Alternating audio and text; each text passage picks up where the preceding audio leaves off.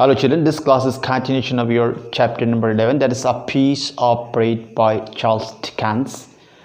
So till now we have finished already the first two paragraphs of this very chapter. Today we are going to start from the third paragraph, that is page number 89. Okay, so let us start. Hold your noise, cried a terrible voice, as a man started up from among the graves at the side of the church porch. Keep still, you little devil, or I'll cut your throat. So here you see,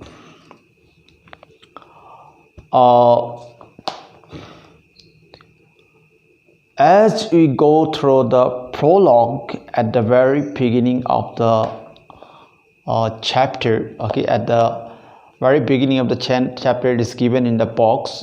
We came to know that this very chapter is what called a confrontation between the protagonist of the chapter story, that is the leading character Pip, and an escaped convict.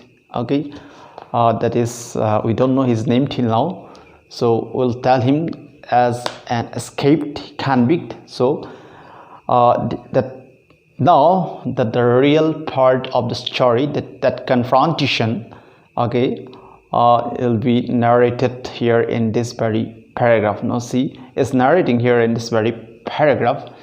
So hold your noise, okay. That means the escaped convict is threatening Pip, since Pip was crying, maybe Pip was very sad, remembering his father, remembering his parents, remembering his died brother, or in the scary environment. We came to know yesterday that the entire churchyard environment is very scary. Each and every elements of the churchyard, okay, make it a very make it a horrible place or a scary place. People was crying. So in the meantime, we heard a voice, we heard a dialogue. We have not seen anything, okay, but we heard a dialogue, a voice that hold your noise. First we hear the words, and after hearing the words we see that a man started up from among the graves at the side of the church porch. Okay, at the side of the church porch. So we got a new word here, porch. Okay,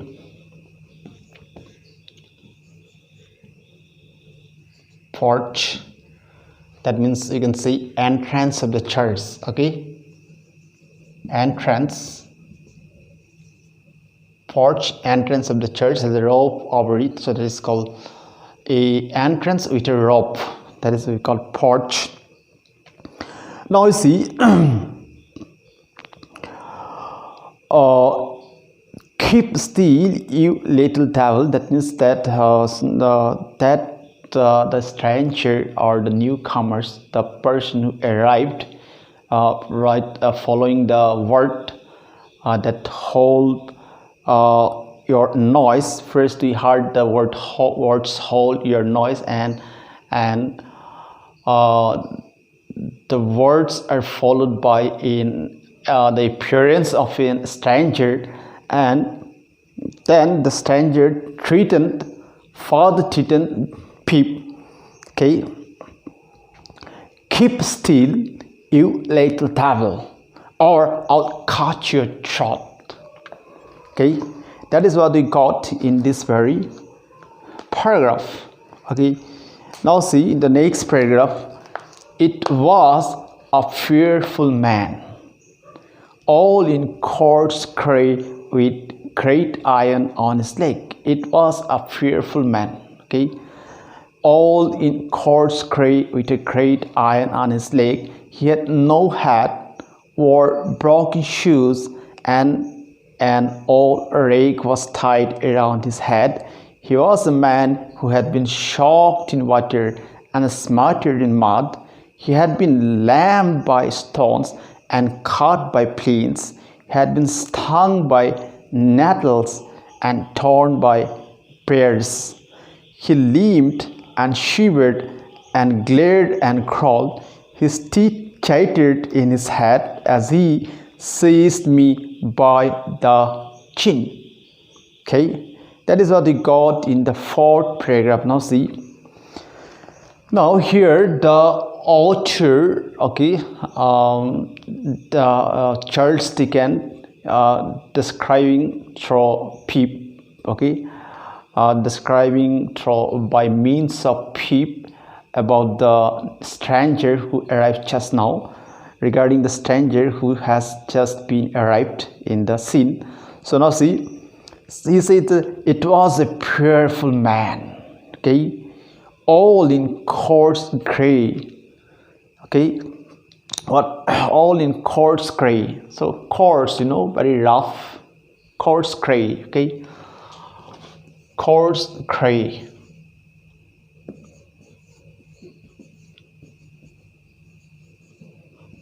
Coarse gray.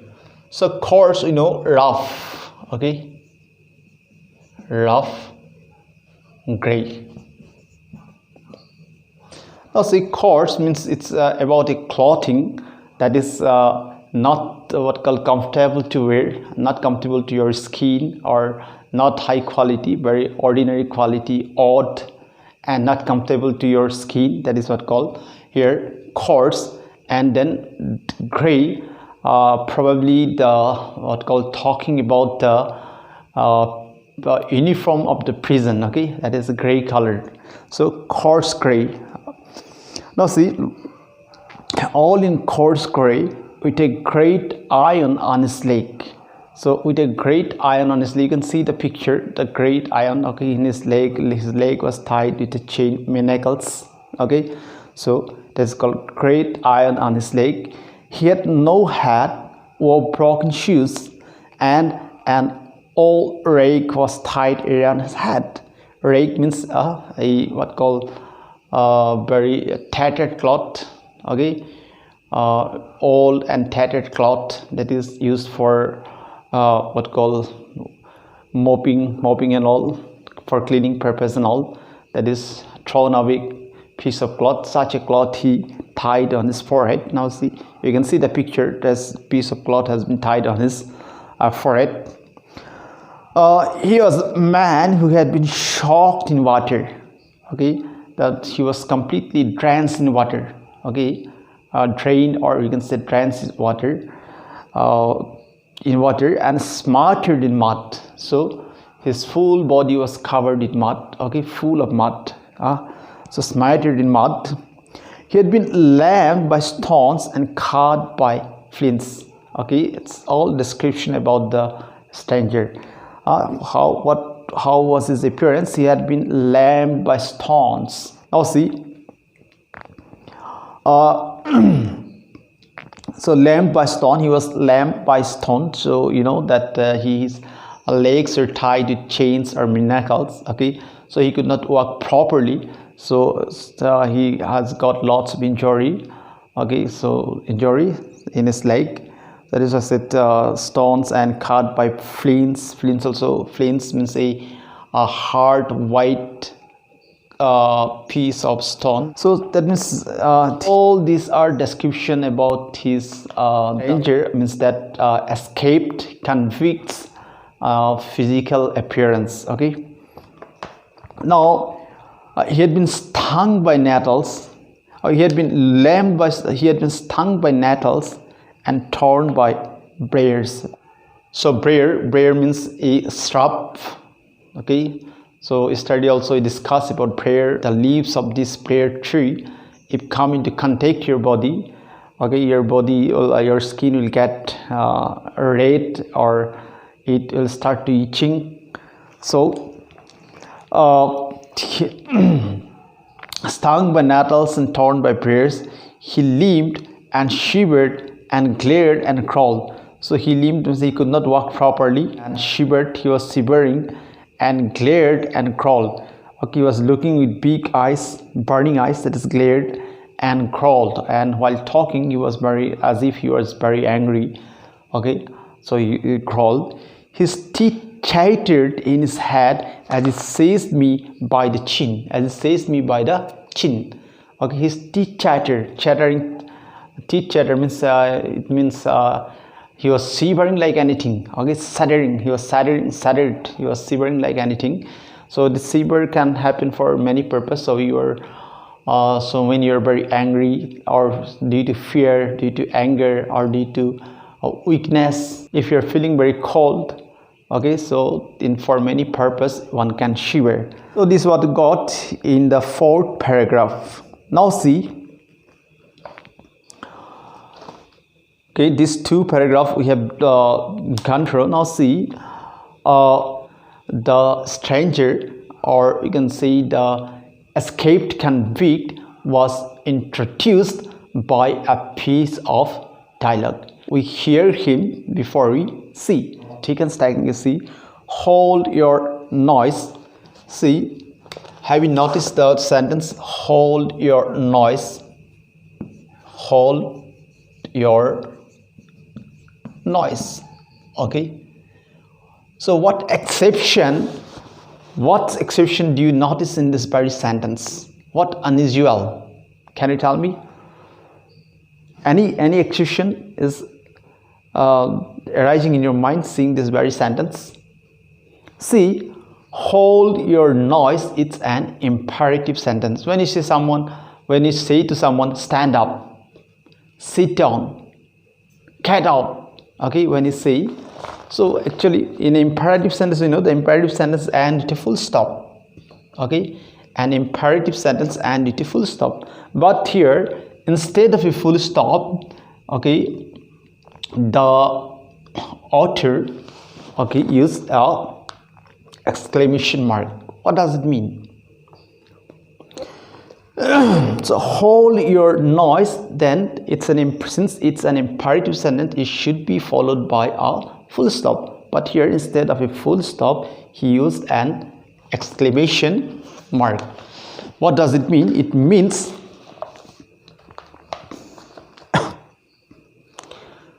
so actually that means the author wants to portray the stranger, portray the escaped. Actually, he wants to portray the escaped convict. Actually, he wants to portray the escaped convict as a fierce being. Okay, very angry or very rough and tough something. Very fierce, ferocious something. So that is why most probably he, instead of a full stop, here an exclamation mark is used. Okay, he wanted to stress the sentence. Okay, he wanted to put a stress in the sentence, and he wanted to mean, or he wanted to make the reader visualize the character of escaped convict as a fierce personality.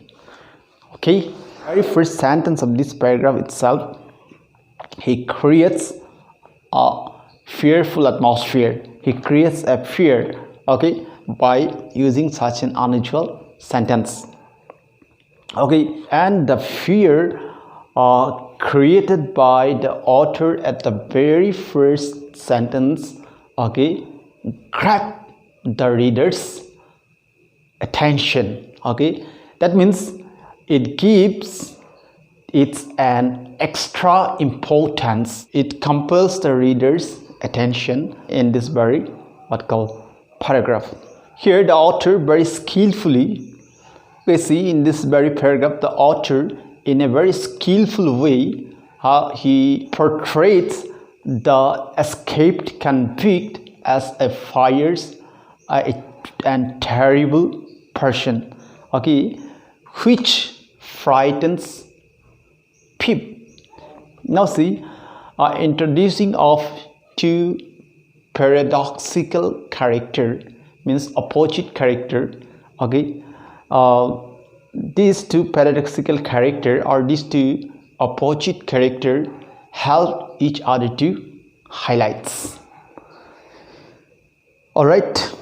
However, if you look through the eyes of a serious reader, okay, you all realize that the escaped convict or the stranger, okay, he himself is frightened, and so he is so desperate. Okay, he himself is frightened. See, since he is a convict, okay, so surely he'll be frightened. He'll have the fear to be caught. Okay, so he'll have insecurity. Okay, so he's frightened indeed. Okay, and since he's frightened, so he's so desperate, and he's talking with he was talking, or he was communicating with what called Peep in such a rough way, or in such a fierce way. Actually, he was also afraid of Peep. Okay, so he tried to dominate Peep. He tried to get a control over Peep. Okay, that is why most probably he was talking in such a way. Okay. So let us proceed to the next paragraph. Now see. Oh, don't cut my throat, sir. Oh, don't cut my throat, sir. I pleaded in terror. Pray, don't do it, sir. So that means here, Peep is pleading him. Pray, don't do it, sir. I beg you, don't do it, sir. That means Peep is pleading to the escaped convict. Once more, said the man, staring at me on its shirt. Tell us your name, said the man. Quick! Tell us your name, quick! Then nothing there to say. That means he asks Peep his name. Okay, now, then Peep replied, Peep, sir. Once more, said the man, staring at me. Give it more. So he might have not understood what Peep replied or what Peep said. So he asked Peep, once more, said the man, staring at me. Give it mouth. That means give it mouth. That means bark it out. Okay. So that means he asked Peep his name. He might have not understood the name, or it may happen in order to dominate Peep. He just asked Peep once again, little rough way, in a threatening way. Tell me once again. Bark it out. So that is why what said this phrase. We got the phrase here. See, give it mouth. Then Peep answered, Peep, sir. Peep was very afraid of, and he replied, Peep, sir, is it?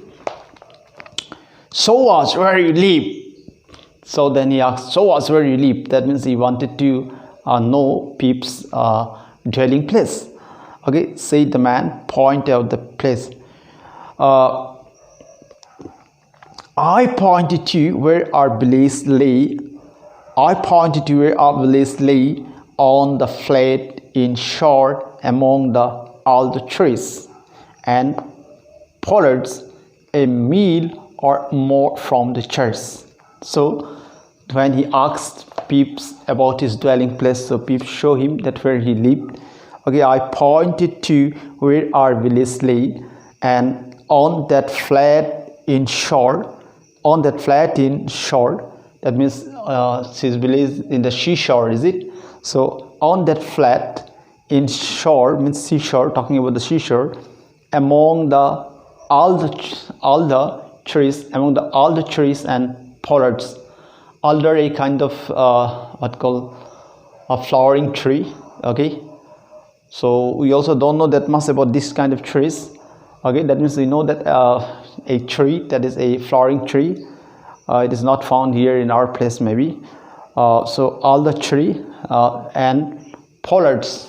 Pollards means trimmed plant. Okay, pollards. Actually, when you trim a plant, that is called pollarding. So it's pollards means a noun form of trimming. So you can say here trimmed plants. Okay, a mile or more from the church, and which is 1 mile away from the church. Okay, that's what we got in this very called third, fourth, and fifth paragraph. And all children, with this I'm going to wind up this very class. We'll meet. With this I'm going to wind up this very class. Till then, with this I'm going to wind up this very class. So see you again tomorrow. Stay safe. Bye bye.